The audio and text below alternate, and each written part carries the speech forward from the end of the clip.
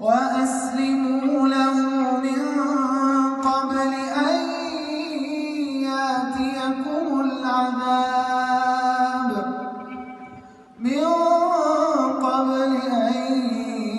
يأتيكم العذاب ثم لا تنصرون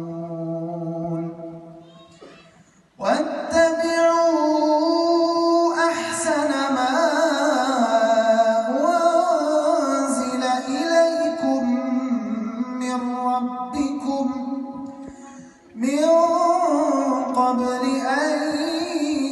يأتيكم العذاب بغتة